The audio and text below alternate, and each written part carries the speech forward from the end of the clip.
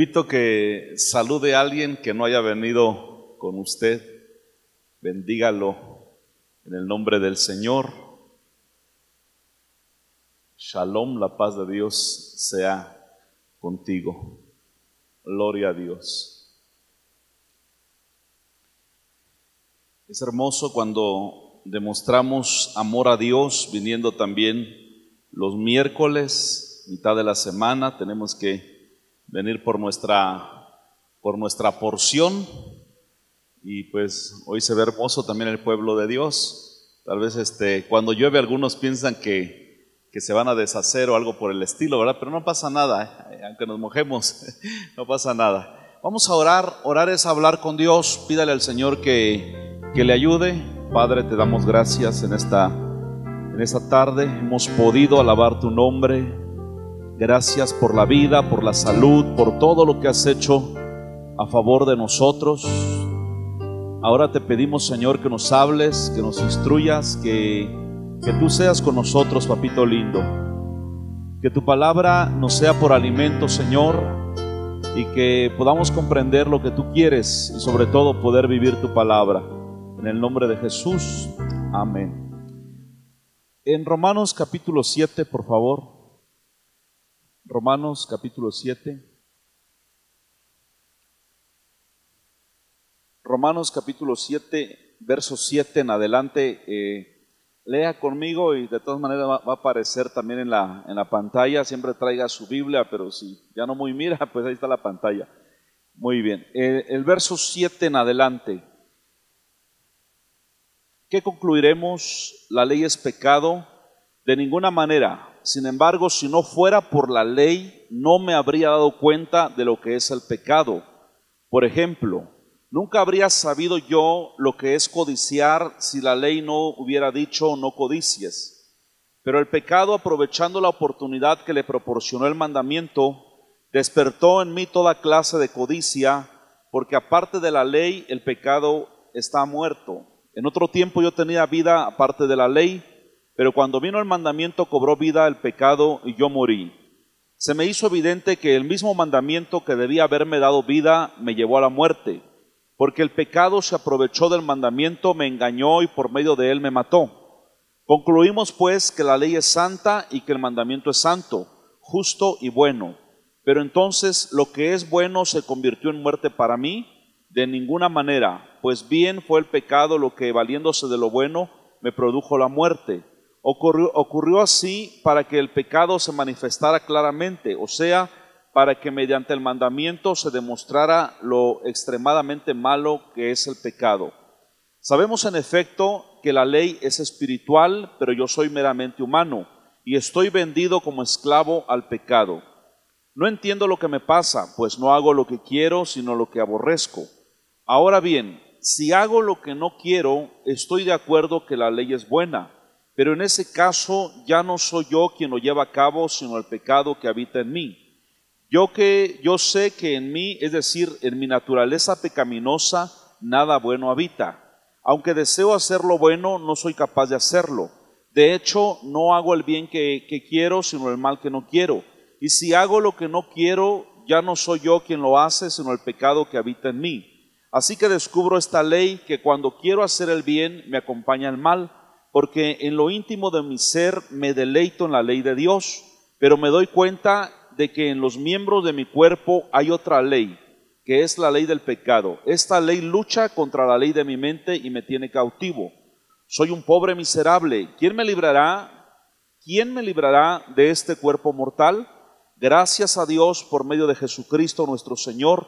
En conclusión, con la mente yo mismo me someto a la ley de Dios, pero mi naturaleza pecaminosa está sujeta a la ley del pecado. Esto es palabra de Dios.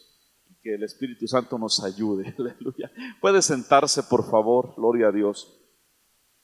Fíjese que antes de que conociéramos a Cristo, incluyo a los que se dicen ser de cuna evangélica, dicen que a veces la evangélica nada más era la cuna y ellos no eran nada. Porque también los que nacieron cuando sus padres ya eran pastores o eran cristianos, también necesitan tener un encuentro personal con nuestro Señor Jesucristo. Ahora, cuando nosotros todavía no nos habíamos convertido a Cristo, y quiero que piense en este momento, antes de que usted conociera a Cristo, ¿cuántas veces usted se propuso hacer lo bueno? Levante la mano los que se propusieron hacer lo bueno y nunca pudieron. ¿Verdad que sí? Yo recuerdo, estaba meditando que tal vez tendría yo unos 12 o 13 años y me propuse ya no decir malas palabras, porque una vez que dije algo malo me sentí mal. Y me propuse, y un buen tiempo no dije malas palabras, pero después de algún tiempo volví otra vez. ¿Y cuánta gente promete ya no volver a hacer algo y lo vuelve a hacer nuevamente?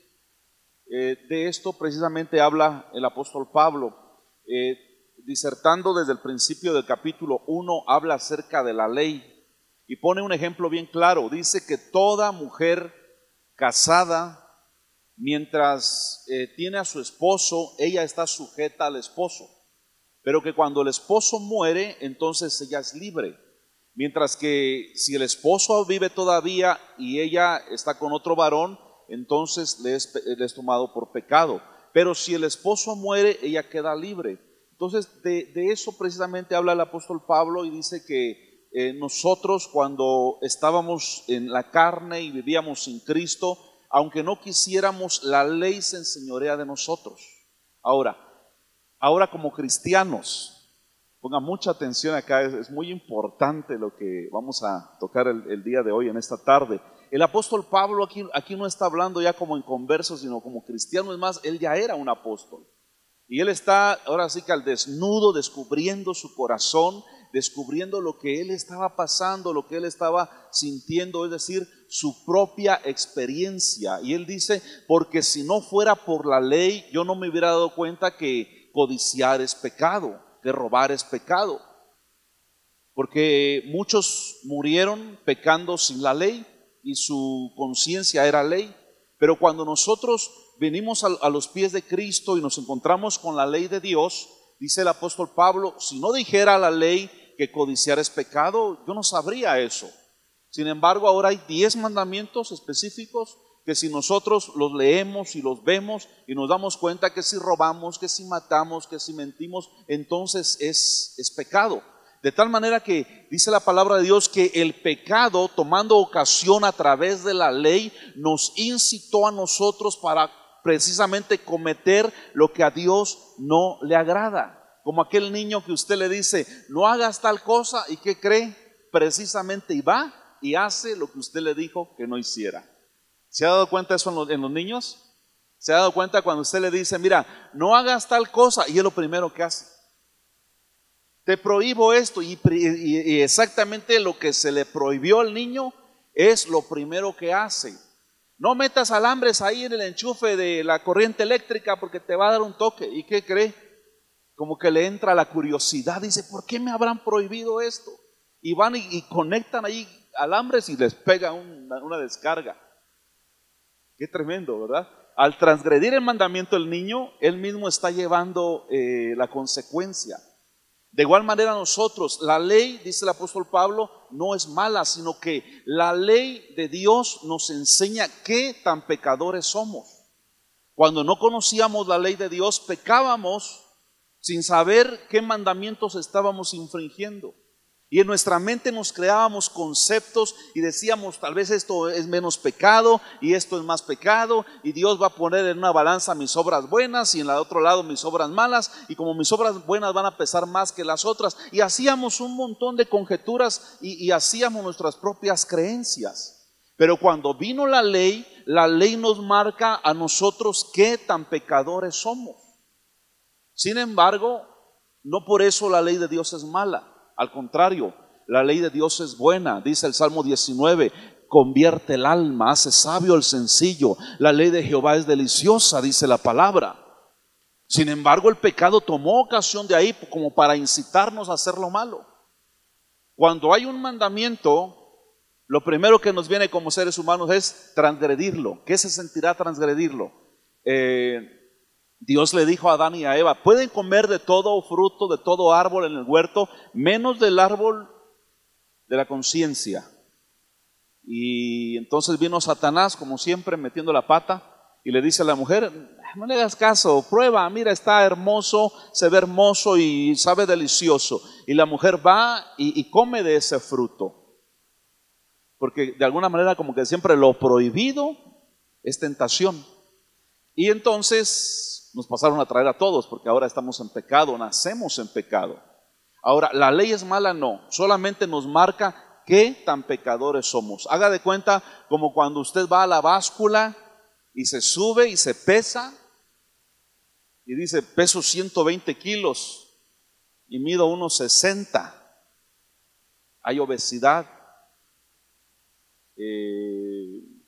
Hay otra palabra antes de llegar a la obesidad, no me acuerdo. Sobrepeso. Usted se da cuenta, si tiene sobrepeso o un poquito más, ya se vuelve obesidad, grado 1, grado 2, grado 3. Sin embargo, la báscula no le puede hacer que usted baje de peso. ¿Estamos de acuerdo? Igual es la ley. La ley nos marca qué tan pecadores somos, pero no nos quita el pecado. Si usted se mide la temperatura con un termómetro y ahí le marca 37, 40 grados, 42 grados, tiene fiebre, el termómetro le marcará la fiebre que usted tiene, la calentura, decimos acá, pero no le puede quitar la fiebre. La ley le marca a usted y a mí qué tan pecadores somos, pero la ley no nos puede quitar el pecado. Es decir, si usted en su carne, usted guardara la ley, ni así usted agradaría a Dios, porque no podría, porque la naturaleza pecaminosa nos revela qué tan pecadores somos. Si usted va y cumple la ley, y la palabra de Dios dice que por las obras de la ley nadie será justificado. En Romanos 10:4 dice: el fin de la ley es Cristo para justicia al que cree. Entonces, aunque la ley es buena, es santa, es perfecta, solamente nos mide qué tan pecadores somos ante los ojos de Dios. Entonces, tal vez usted diga: pastor, entonces, ¿qué nos quitará el pecado si no lo puede quitar la ley? Fácil. Lo único que nos limpia de todo pecado es la sangre preciosa de nuestro Señor Jesucristo. Amén. El único que cumplió la ley de Dios, ¿quién cree que fue? Ni siquiera fue el apóstol Pablo, fue nuestro Señor Jesucristo.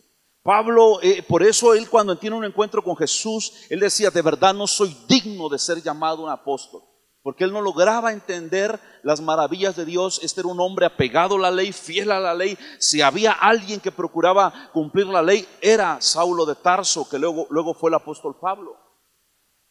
Sin embargo, él está ahora disertando aquí.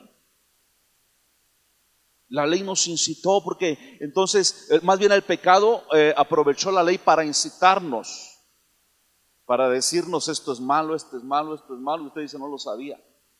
Pero ¿qué cree? Ahora ya lo sabemos. ¿Cuántos saben lo bueno? Hasta miedo les dio decir amén. ¿Cuántos saben lo bueno? ¿Y sabe qué dice la Biblia? El que sabe hacer lo bueno y no lo hace, ¿qué sucede? Si saben el versículo. El que sabe hacer lo bueno, simplemente, mire, ahí estamos hablando de pecado de omisión. Pecado de omisión, es decir, de no hacer. Porque el que sabe hacer lo bueno y no lo hace, le es pecado. Usted sabe orar y no oró todo el día, eso le es pecado. Usted sabe que hay que diezmar y no lo hace, es pecado. Usted sabe que no ofrendar es pecado y lo hace. Esos son pecados de omisión, no es de acción, sino de omisión.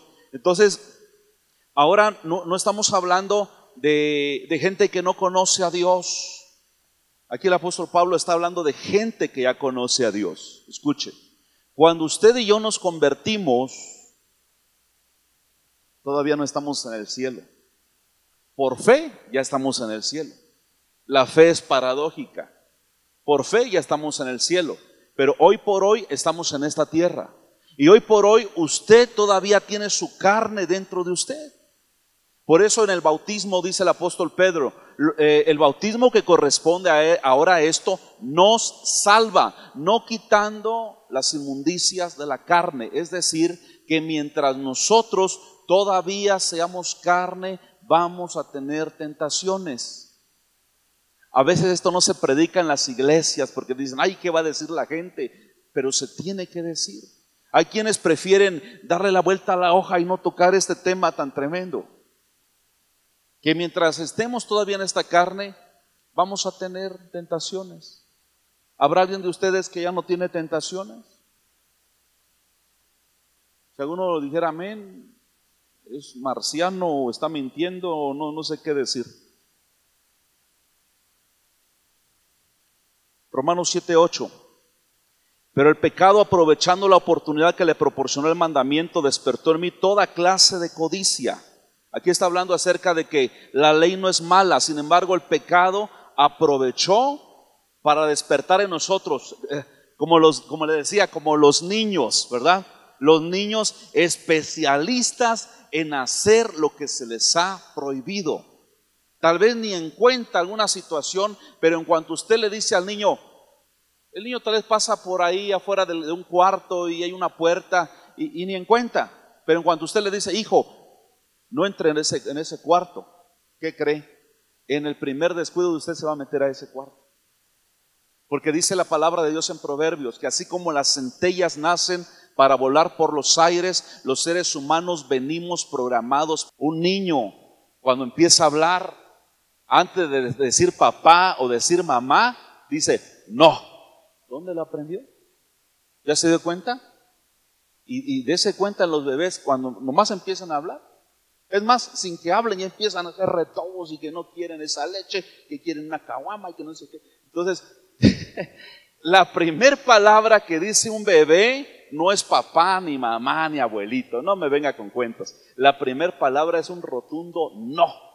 Y uno dice, ¿y este de dónde? Dice la mamá, a ti te sacó rebelde. Y dice el papá, no, a ti que sos bien rebelde. No, traemos como una programación hacia la rebeldía, aunque usted no lo crea.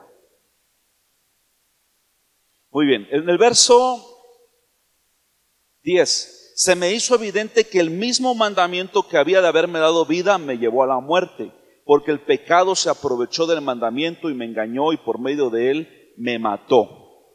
Concluimos pues que la ley es santa y que el mandamiento es santo, justo y bueno, pero entonces lo que es bueno se convirtió en muerte para mí, de ninguna manera. Más bien fue el pecado lo que, valiéndose de lo bueno, me produjo la muerte. Ocurrió así para que el pecado se manifestara claramente, o sea, para que mediante el mandamiento se demostrara lo extremadamente malo que es el pecado.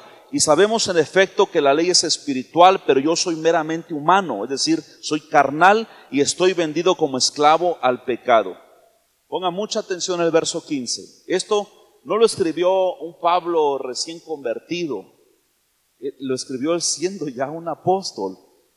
Dice, no entiendo, escuche, no entiendo lo que me pasa, pues no hago lo que quiero, sino que lo que no quiero hacer precisamente, eso hago.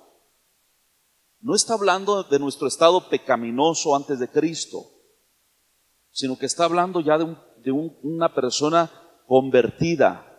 Yo sé que en mí, es decir, en mi naturaleza pecaminosa, nada bueno habita. Aunque deseo hacer lo bueno, no soy capaz de hacerlo. De hecho, no hago el bien que quiero, sino el mal que no quiero.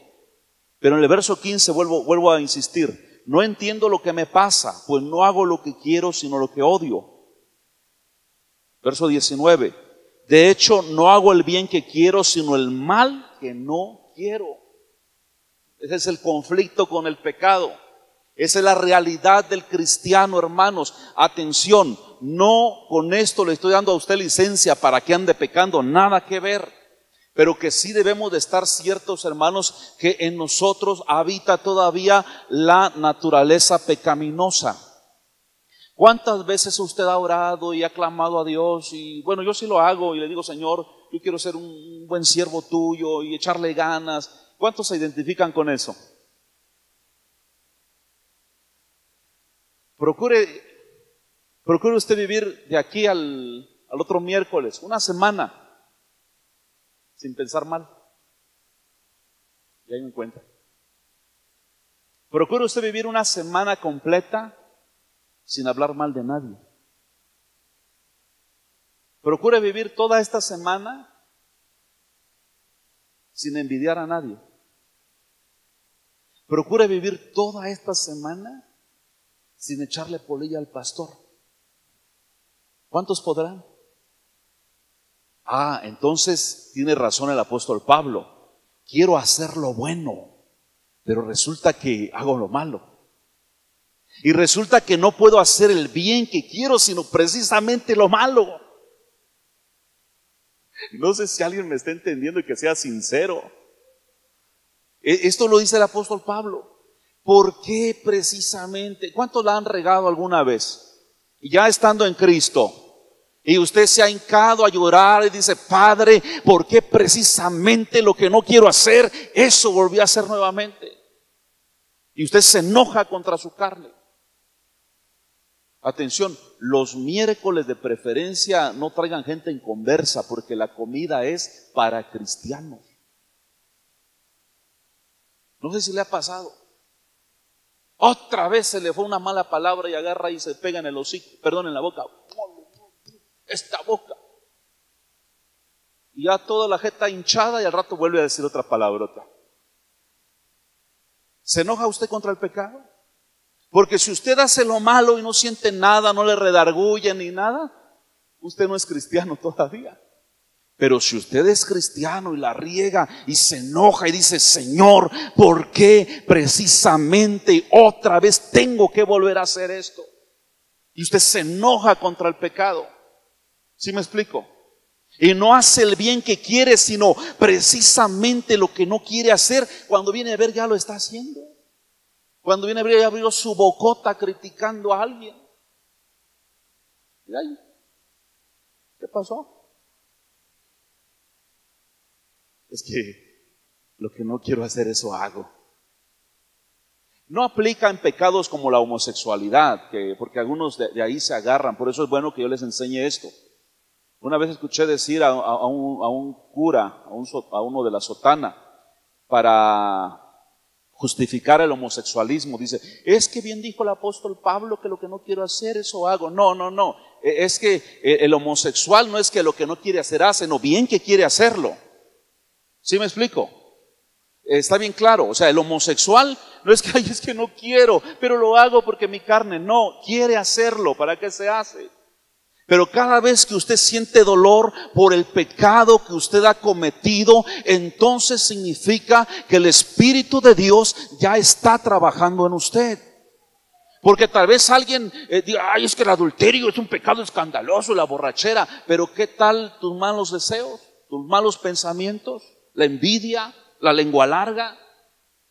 Si usted checa en Gálatas capítulo 5, del verso 16 en adelante, en la misma lista que está el enojón, está el adúltero. Y en la misma lista que está el iracundo, está el hechicero. Entonces, ¿qué? Aquí no, un pecado es más que otro. Naranjas. El pecado es pecado. Lo que pasa es que aquellos hasta lo subieron al Facebook. Sí, es escandaloso. Pero ¿qué tal de los pecados en el corazón? Y pregúntele con el teólogo que quiera.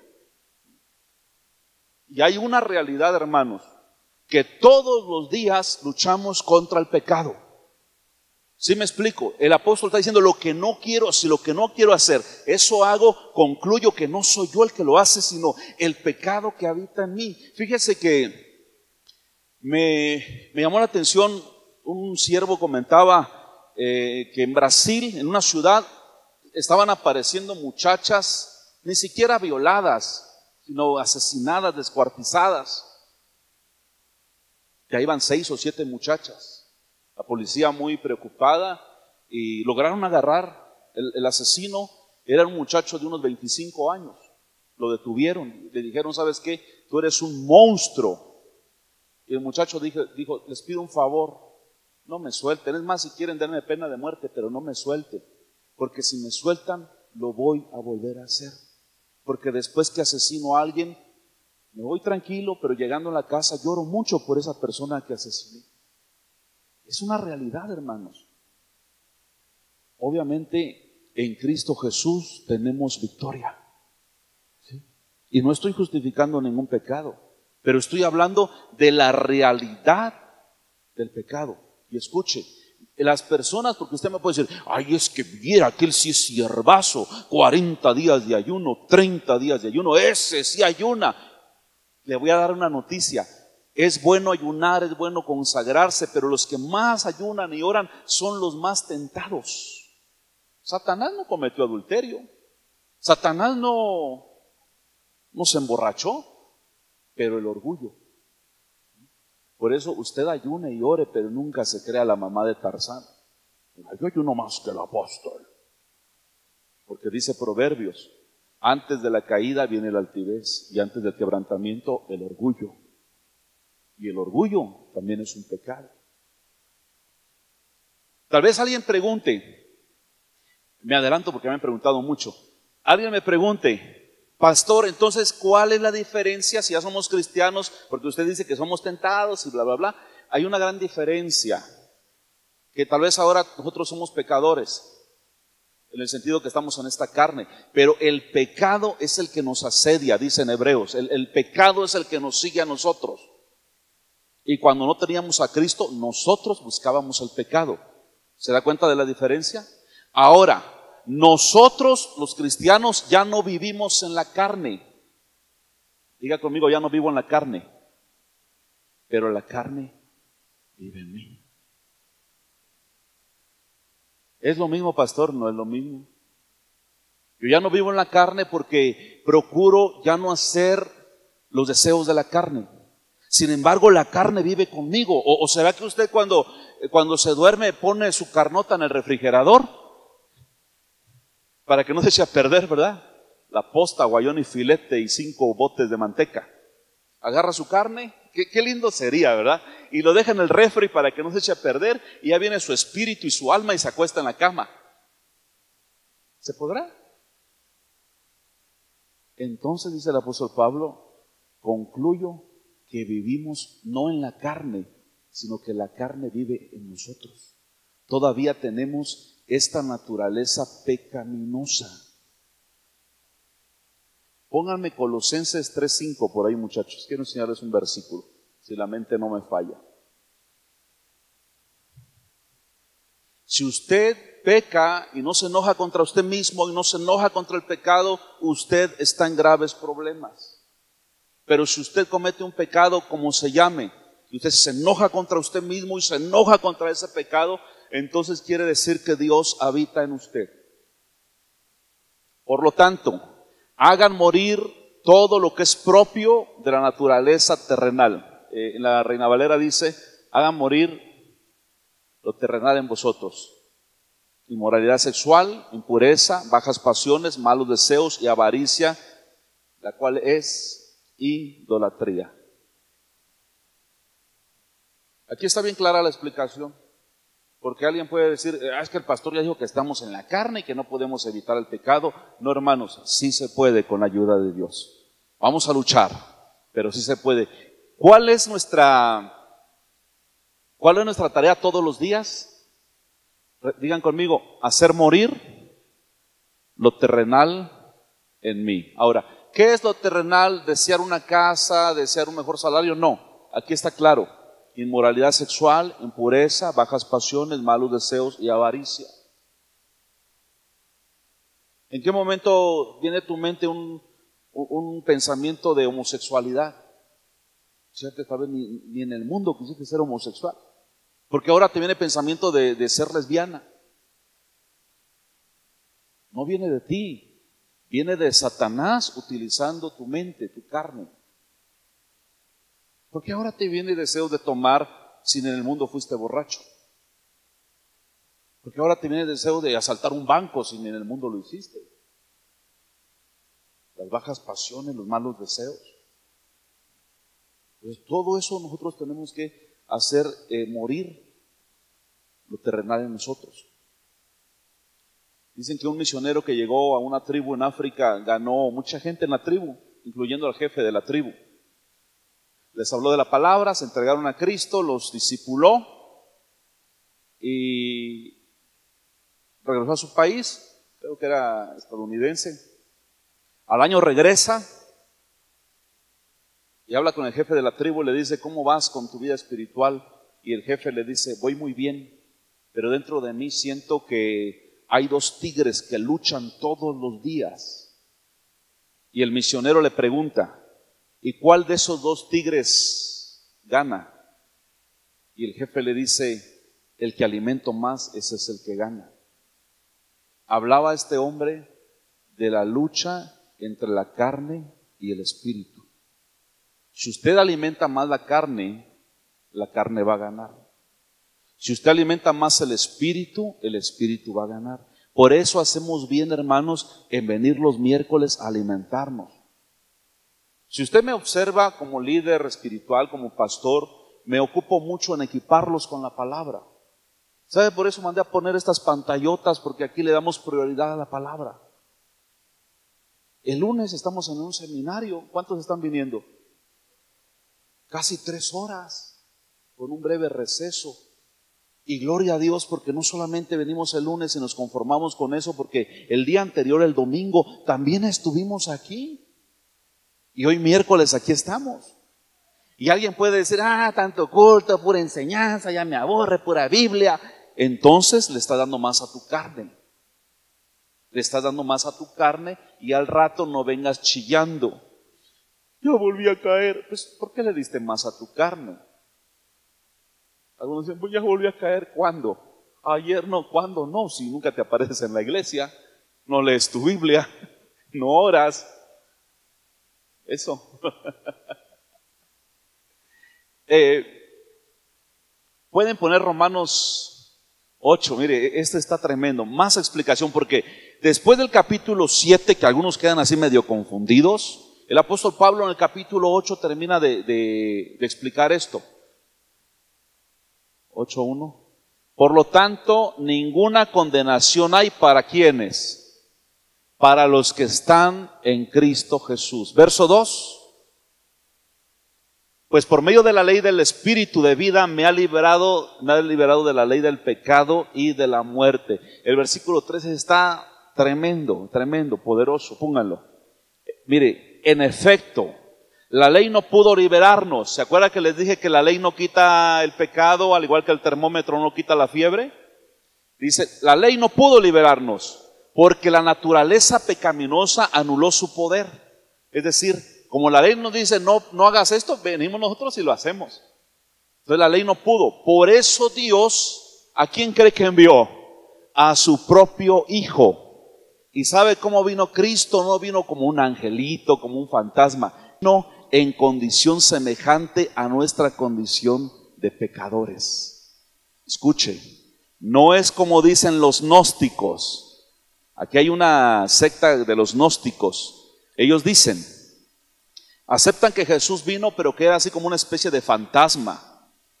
Y yo dije, fantasma su abuela. Cristo no vino así, vino igual que nosotros, de carne y sangre. Por eso el Señor permitió que Jesús naciera de María, para participar precisamente de una naturaleza igual a la de nosotros, y para demostrarnos que sí se puede vivir obedeciendo a Dios. La lucha va a ser constante, va a ser todos los días, pero mire qué dice acá. En nuestra condición semejante de pecadores, para que se ofreciera en sacrificio por el pecado, así condenó Dios al pecado y la naturaleza humana. La versión Reina Valera dice que Cristo vino en semejanza de carne de pecado y a causa del pecado condenó al pecado en la carne, para que el nombre de Dios sea glorificado. Les hago una pregunta. ¿Será que Jesús tuvo tentaciones? Sí. No solamente la de Mateo 4, de las 3 tentaciones del diablo, no. Dice la Biblia que fue tentado en todo. ¿Ustedes creen que Jesús era guapo? Yo creo que era guapísimo el Señor. Y trabajaba en la carpintería. ¿Usted cree que más de una muchacha bonita de Israel no quería ser novia de Jesús? ¿Y será que pasó por la mente de Jesús por un momento? ¿Y si tengo una novia? Fue tentado en todo, pero sin pecado. Por eso él tuvo que venir. Mire, si Cristo no hubiera venido, muchos tendrían razón que blasfeman y dicen: es que a mí nadie me comprende, ni Dios me entiende, nadie sabe lo que estoy pasando. Mentira. Pues van y toman y la mota y nos suicidan. Es que nadie, como ni hablar saben, dicen: es que nadie me comprende. Ya compré mi mecate para que yo me ahorque. Eso es una blasfemia. Si el Padre no se hubiera hecho carne, tendrías razón, pero el Dios Todopoderoso se hizo carne y habitó entre nosotros. Cristo está capacitado para comprenderte en tu naturaleza humana. Mire, eso es lo más maravilloso. Y le digo algo más: cuando Cristo murió en la cruz del Calvario, venció a Satanás, pero no lo venció como Dios que era, lo venció como hombre, lo venció en su carne. ¿Ya se dio cuenta? Porque un espíritu no tiene sangre. Por eso, para probar los espíritus, pregúntele cómo vino Jesús, porque los demonios no soportan el tema de que Cristo vino en carne. Un demonio jamás va a resistir cuando usted le diga que Jesucristo se hizo carne, habitó entre nosotros y derramó hasta la última gota de su sangre en la cruz del Calvario. Eso es mortal para los demonios, porque aquí claramente lo dice: condenó al pecado en su carne, tuvo tentaciones, amén, pero nunca pecó. Por eso dice la Biblia: Él está capacitado para ayudarnos. ¿Cuántos de ustedes son tentados? Cristo fue tentado, pero nunca pecó. ¿Cuántos de ustedes son tentados? Pero no sé si han pecado, ¿verdad? Ahí lo dejemos, no nos metemos. Usted sabe cómo anda con Dios. ¿Pueden poner el verso 5? Aquí está más claro todavía. Mire, los que viven conforme a la carne, a la naturaleza pecaminosa, fijan la mente ¿en qué? En los deseos de la carne. En cambio, los que viven conforme al Espíritu fijan la mente en los deseos del Espíritu. Verso 6. La mentalidad pecaminosa es muerte, mientras que la mentalidad que proviene del Espíritu es vida y paz. Cuide su cuerpo porque es templo del Espíritu Santo, pero no exagere. ¿Sabía que, bueno, por lo menos hay una familia completa que conozco? ¿Sabe por qué se fueron de la iglesia y no llegan a ninguna iglesia? Por hacer ejercicio.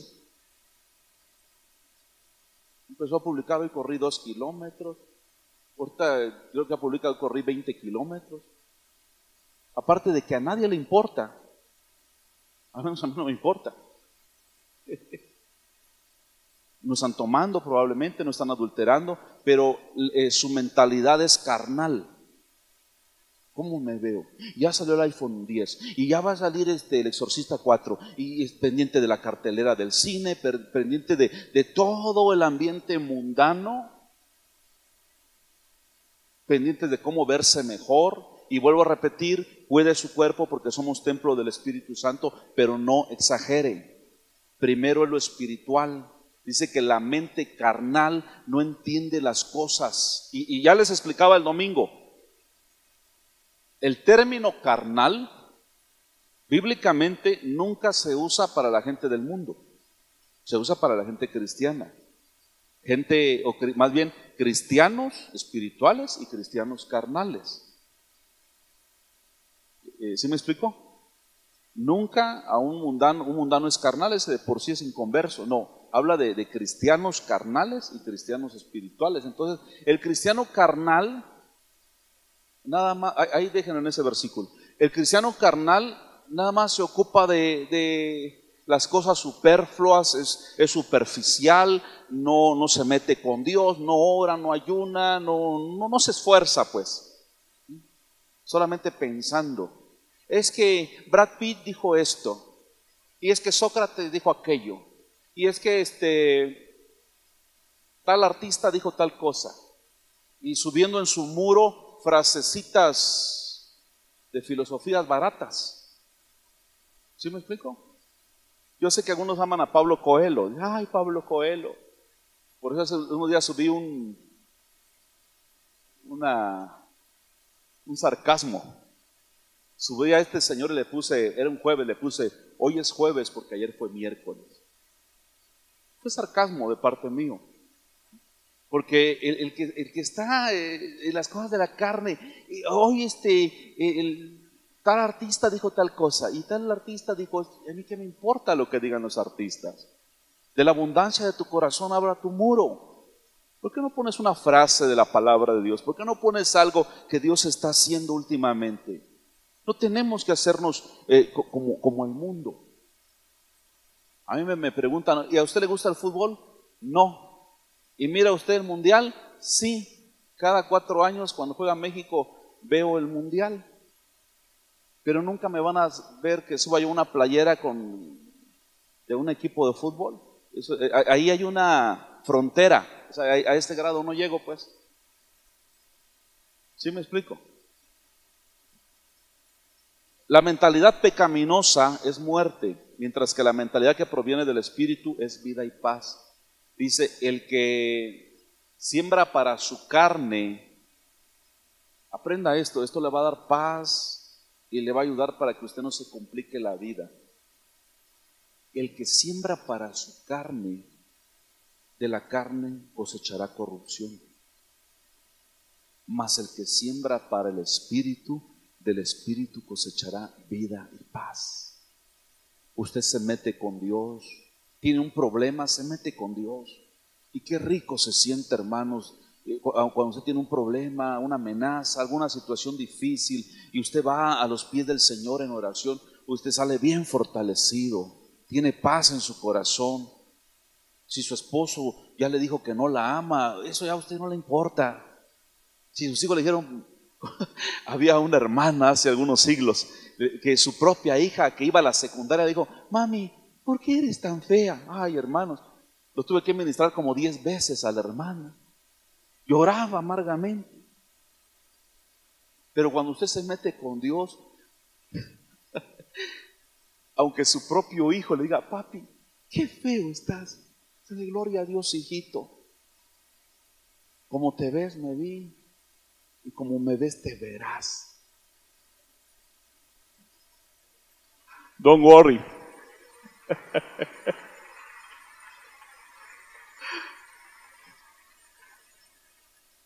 ¿Se da cuenta qué diferente es confiar en Dios? Si usted corre 6 kilómetros diarios, gloria a Dios, pero dígame cuántas horas oró.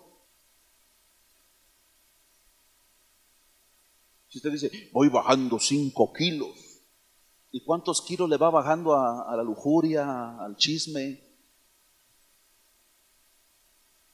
¿Habrá alguien ahí todavía? ¿Será que hasta los pastores tienen tentaciones? Son los que más tentaciones tienen. El siguiente versículo, el 7, aquí está bien claro. La mentalidad pecaminosa es enemiga de Dios, pues no se somete a la ley de Dios ni es capaz de hacerlo. O sea, toda mente corrompida, la gente que no conoce a Dios, mire, escuche esto, la gente que no conoce a Dios, aunque carguen su Biblia, se vayan a peregrinar, se vayan de rodillas de aquí a Roma, no agradan a Dios. La palabra de Dios es verdad. Fíjese que en el libro de Proverbios, la primera vez que lo leí hace 26 años, me sorprendió tanto un versículo y lloré y dije, Señor, de verdad que este libro es tu palabra. ¿Sabe qué encontré en Proverbios? Dice que el mundano, el impío, desde su cama ya está pensando qué mal va a hacer. ¿Y sabe por qué dije yo que era cierto? Porque yo hacía lo mismo. Siendo adolescente, siendo chavo todavía, me despertaba, cruzaba mis 2 brazos así, miraba al techo y decía, qué maldad hiciera yo. Y desde mi cama planeaba yo lo malo. Yo sé que ustedes no pueden decir amén porque nunca les pasó eso. Pero yo sí, por eso me identifiqué con la palabra. Les voy a dar un chance. ¿A cuánto les pasó así? Entonces no me dejes solo. No me digas, ay, pecador. No. A mí sí me pasaba. Desde mi cama al despertarme decía, hoy ¿qué voy a hacer? A ver qué fraude hago. A ver qué hago. Y ahí estáis planeando. Ahí hay sabiduría. Yo no lo estoy mandando a pecar. Pero el cristiano verdadero no planea el pecado. Tal vez pecó, pero no lo planeó. ¿Sí me explico? En cambio el impío, el que no conoce a Dios, desde su cama lo está planeando. Hoy me robo a la Rosa y mañana a la Juana. Hoy entrego 2 kilos de mota. Y ahí están planeando. Y cuando me convertí al Señor, mire qué diferente, porque desde que me despertaba decía: Señor, gracias por un nuevo día. Hoy voy a leer otro libro completo de la Biblia, y voy a ir al Parque 5 de Mayo a predicar la palabra, y voy a ayunar, y voy a orar 1 hora. ¿Se da cuenta cómo cambia uno? Si usted me está entendiendo, dele gloria a Dios, porque el Espíritu de Dios está en usted. Pero si usted no sabe ni de qué estoy hablando, preocúpese. Preocúpese, porque la mentalidad del cristiano tiende a obedecer a Dios, está pensando constantemente en las cosas de Dios. Salmo 1: en la ley de Jehová está su delicia, y en su ley medita de día y de noche. Yo me acuerdo de un Timoteo que tuve hace muchísimos años. Me escuchó predicar, y en una prédica, estamos hablando de hace más de 20 años, yo dije: hermanos, miren, cuando yo viajo de aquí a San Cristóbal, era como 2 horas en camión. Y si era cierto, hermano, yo viajaba y ahí venía yo así como que en el cristal, como que me dormía y despierto, y las 2 horas yo venía pensando en el Señor. No sé si le ha pasado. Va manejando y va pensando en el Señor. Yo a veces hasta me pongo a llorar porque estoy rumiando algún versículo. Y este varón que ahora es un siervazo, de ahí me dijo: oiga, un día usted dijo que cuando viajaba iba pensando en Dios. Y yo dije: ¿qué pensar en Dios si hay tanta muchacha bonita en qué pensar? Dice: pero ahora que soy cristiano me pasa lo mismo. Yo dije: amén, esa es la obra del Espíritu de Dios en nosotros. ¿Sí? Y cuando usted medita en la ley de Jehová de día y de noche, está pensando, está planchando, pero está pensando en Dios. Está lavando, pero está pensando en Dios. ¿Sí le pasa? Ahora, si usted está planchando, lavando, está pensando: ¿con quién estará mi marido? ¿Qué perra será que le está coqueteando a mi marido? Y está acordándose de amarguras de hace 100 años. Anda usted tronada, anda usted en la carne. Aunque diga amén, aleluya, gloria a Dios, usted anda en la carne. Porque algunos piensan que por decir amén, aleluya, gloria a Dios, está en el Espíritu. Mentira. A veces son los que más en la carne andan. De veras. Qué tremendo. Cuando su mentalidad está en Dios, pensando en Dios. Precisamente hace rato que me preparaba para venir aquí, yo meditaba y decía: Señor, ¿para qué hacemos aquí edificios para alabar tu nombre y tenemos una casa?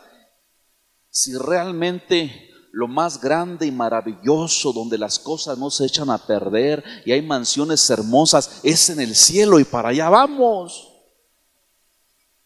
Pero el Señor nos ha dicho que las cosas materiales, que son temporales, nada más nos sirven para avanzar en su obra.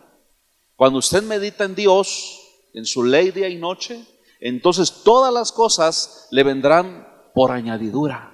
Lo que usted desea le será dado. Es más, a veces ni siquiera lo va usted a pedir cuando Dios ya se lo está dando. Entonces, a ver el verso 8, ya para que vayamos terminando. ¿Lo puede leer conmigo en voz alta? ¿Cómo dice? Los que viven según la naturaleza pecaminosa, ¿qué? No puedes agradar a Dios. No puedes. Y no porque Dios diga, como solamente piensas en cosas de la naturaleza pecaminosa, no te quiero, no. Sino que no fluyes. No fluyes. Vienes a alabar a Dios, tu mente está en otro lado, no fluyes, no sientes la presencia de Dios. Tu mentalidad preocupada en qué dejaste en la cocina. Ay, ¿será que apagué la lumbre, dejé los frijoles, el microondas? Por allá anda su mente. Ay, hoy miércoles 2x1 en el cine. Normal, ¿lo ven? Piensan más en la cartelera que en lo que Dios dice. Obviamente esto no lo pueden entender los carnales, solamente los espirituales. Y si usted ve carnales así, no los critique, ore por ellos, algún día se van a componer. ¿Verdad que sí?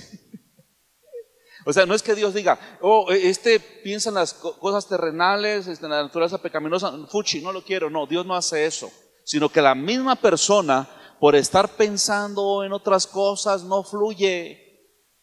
No fluye. Todo el mundo alabando a Dios y ellos, porque está pensando, quién sabe en qué. Saber dónde anda su mente. ¿Sí me explico? Es fácil evidenciar esto. Por eso está bien claro. Los que viven según la naturaleza pecaminosa no pueden agradar a Dios.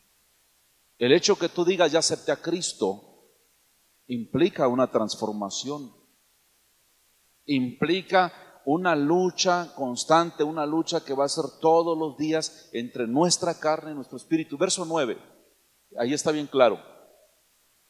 Sin embargo, ustedes no viven según la naturaleza pecaminosa, sino según ¿qué? El Espíritu. Está hablando del Espíritu Santo. Si es que el Espíritu de Dios vive en ustedes, y si alguno no tiene el Espíritu de Cristo, ¿qué?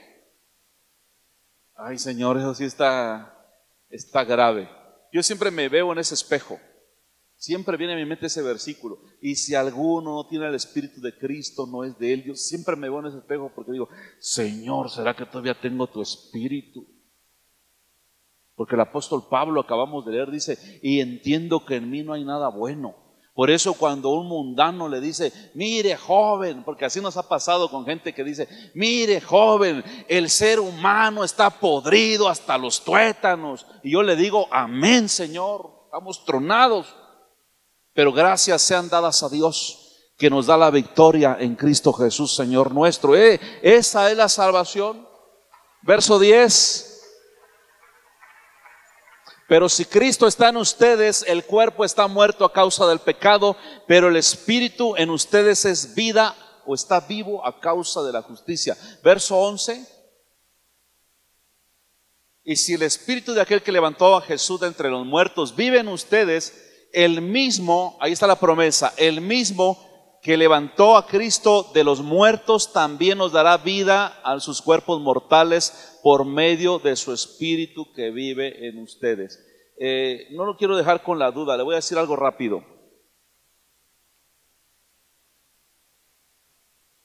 Le decía yo hace rato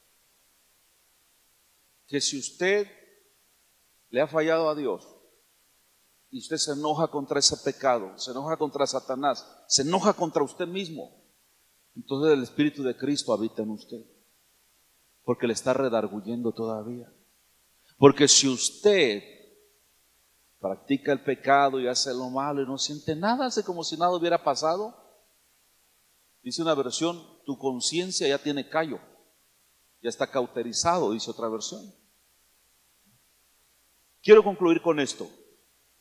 El fin del capítulo 7, lo que el apóstol Pablo declara, dice, soy un pobre miserable, verso 24, si gustan poner 7:24, soy un pobre miserable. ¿Sí lo alcanzan a ver? Pongan mucha atención con esto. Dice, soy un pobre miserable, ¿quién me librará de este cuerpo mortal? ¿Ya se dio cuenta que no dice ¿qué me librará? En vez de la palabra que es muy diferente, habla de una cosa, dice ¿quién? ¿Se da cuenta? Y en todas las versiones pueden usted encontrar lo mismo. No dice el apóstol Pablo ¿qué me librará? Dice ¿quién me librará? Es decir, el apóstol Pablo sabía perfectamente quién, no qué, quién nos puede librar. Porque si usted ha llegado a entender que usted es pecador, que no hay nada bueno en usted, dice, ¿qué será que me puede librar de esto? No, pues vete a parar de sufrir. No, es una religión. ¿Qué? Por eso los menjurjes que le dan a beber, hay borrachos que le dan a beber un montón de menjurjes. Con este hijito, tómate esta taza de menjurje, ya no te va a dar ganas de tomar, y más toman. Con estos parches ya no te va a dar ganas de fumar, y más fuman. Y hay tantísimas religiones en el mundo. No es qué, es quién. No sé si se da cuenta de la diferencia. No es qué, como lo que dicen, ¿qué me librará? ¿Será que me voy a Roma de rodillas? ¿O me voy aquí donde está la chica del Tepeyac? De rodillas, no. Ni eso te va a librar. Por eso el apóstol Pablo no dice qué, porque ni siquiera la ley dice quién. Y en la Biblia la interrogación en sí no delata duda, sino confirma algo. El apóstol Pablo dice, ¿quién? ¿Quién? Si yo soy un pobre miserable, ¿quién me librará de este cuerpo mortal? Verso 25, la respuesta. Gracias a Dios por medio de Jesucristo nuestro Señor. Jesucristo no es una cosa, Jesucristo es una persona. Jesucristo no es qué, Jesucristo es quién. Él está vivo por los siglos y tiene el poder para ayudarte en tus debilidades, en tus tentaciones. En conclusión, con la mente yo mismo me someto a la ley de Dios, pero mi naturaleza pecaminosa está sujeta a la ley del pecado. Él concluye con esta realidad. Mientras usted y yo estemos en esta carne, va a haber una lucha constante entre la carne y el espíritu. Por favor, esté usted pendiente. Todavía no estamos en el cielo. Alerta, por eso el apóstol Pablo declara, el que piensa estar firme, mire que no caiga.